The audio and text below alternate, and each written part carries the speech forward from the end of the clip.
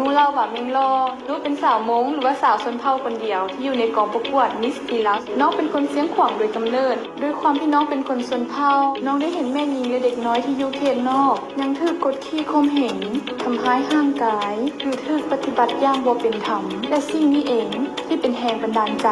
ให้น้องเข้ามาประกวดมิสทีลาวในเวลาที่น้องได้รับตำแหน่งแล้วน้องจะใช้ตำแหน่งมิสทีลาวนี้ในการเป็นกระบอกเสียงที่ยิ่งใหญ่ในการช่วยเหลือและต่อต้านการใช้ความรุนแรงต่อแม่หญิงและเด็กน้อย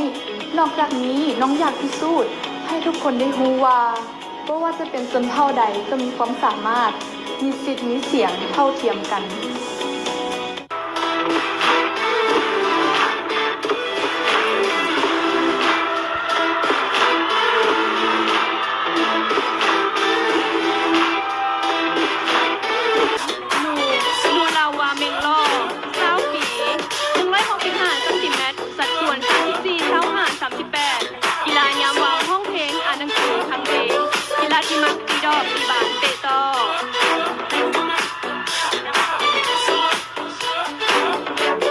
MTL 11ลินีประกาย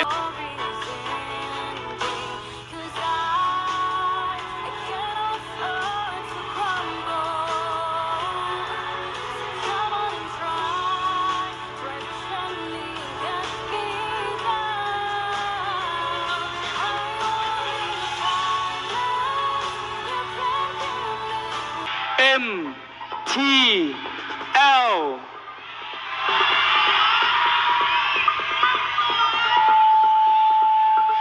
MTL 10นูเราว่าเมงล่อ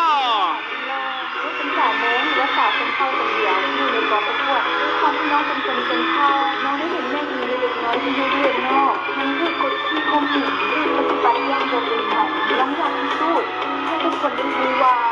ไม่ว่าจะเป็นชนเผ่าใดก็มีความสามารถมีสิทธิ์มีเสียงเท่าเทียมกัน MTL 10และนี่คือ6คนสุดท้ายของมิสที่ลาว2022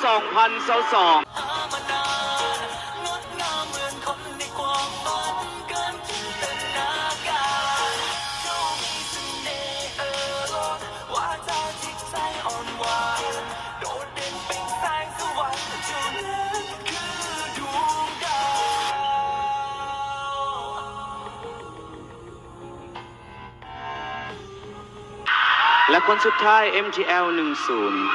10ได้คำถามจากคณะกรรมการระดับจักรวาลอีก1คนต้นคำพลจันเฮืองน้องเจนนี่ขอคำถามให้กับ MTL 10โดยอยากจะถามน้องว่าในปัจจุบันนี้เนาะวัยหนุ่มของเขามีปัญหาเรื่องของการติดเกมลิ่นเกมหลายเกินไปจนบ่มีเวลาไปเฮ็ดสิ่งที่สำคัญหรือว่ามีประโยชน์เช่นว่าเวียกบ้านการทบทวนหรือว่าการแบ่งเบาช่วยเหลือสังคมต่อปัญหานี้น้องคิดว่าผู้ปกครองควรเฮ็ดจังใดในการช่วยเหลือ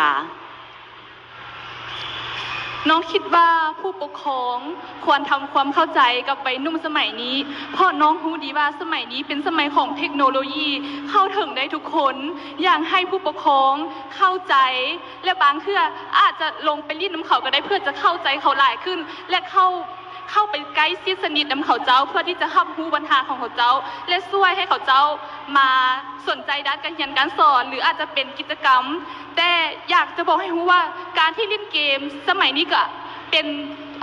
สามารถเป็นเกมสปอร์ตได้คือสามารถเอาไปแข่งขันคือมันเป็นสิ่งที่ดีหลายถ้าเขาแบบนำไซต์ไปในทางที่ดีโดยขอขอบใจขอ10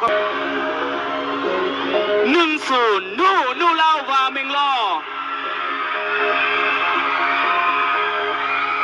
MTL 10นูเล่าว่าเมงล่อขอแสดงความดีใจนำและคนที่2ที่จะผ่านเข้ารอบท็อป 3 ของมิสซี่ลาว2022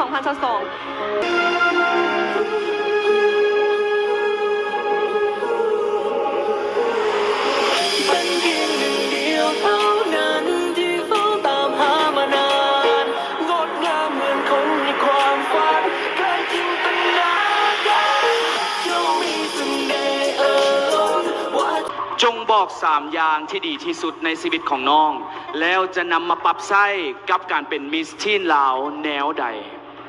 3 อย่างที่ดีที่สุดของน้องก็คือ 1. ชีวิตจิตใจของน้องเอง 2. เวลา 3. ความกระตือรือร้นเพราะน้องเชื่อว่าถ้าน้องฮักโตของน้องเอง ถ้าน้องมีเวลา ถ้าน้องให้ความสนใจในสิ่งที่น้องจะเฮ็ดคือนั่นก็คือการกระตือรือร้นน้อง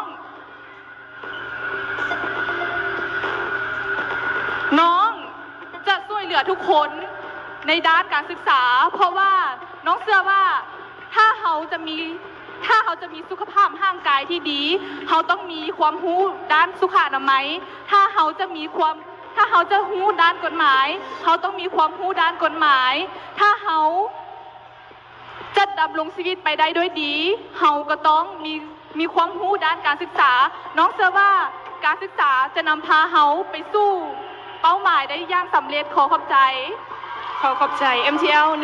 10 และต่อกันครับ MTL แก้หมายเลข MTL 10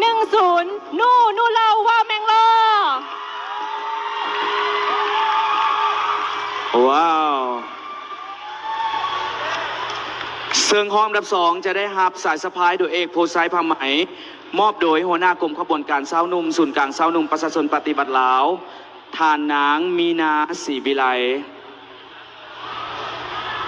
และมอบซอดอกไม้โดย Miss Universe ลาว 2021 เจนนี่ต้นคำพลจันเฮืองระวังแอบและห้องอันดับ2ยังจะได้รับทุนการศึกษามูลค่า5 ล้านกีบโดยตลาดลาวสัมพันธ์มอบโดยต่างหน้าให้กับตลาดลาวสัมพันธ์หุ้นส่วนของบริษัททักษะออกแบบสถาปัตย์ทานวิกสัมพันธ์จันมวงศ์สมชายสัตย์สภายเป็นที่เฮียบห้อยขอแสดงความดีใจกับน้อง MTL 10น้องนู่นั่นเองเดินทางมาไก่สาวเผามงของพวกเราและมอบซอดอกไม้โดยเจนนี่ต้นคำพลจันเฮืองMiss Universe ลาว 2021 และต่อไปเป็นมอบทุนการศึกษามูลค่า5 ล้านกีบโดยตลาดลาวสัมพันธ์มอบโดยท่านวิกสัมพันธ์จันมาวงศ์ยังคงมอบทุนการศึกษาก่อนขอบใจหลายๆขอบใจหลายๆขอบใจหลายๆ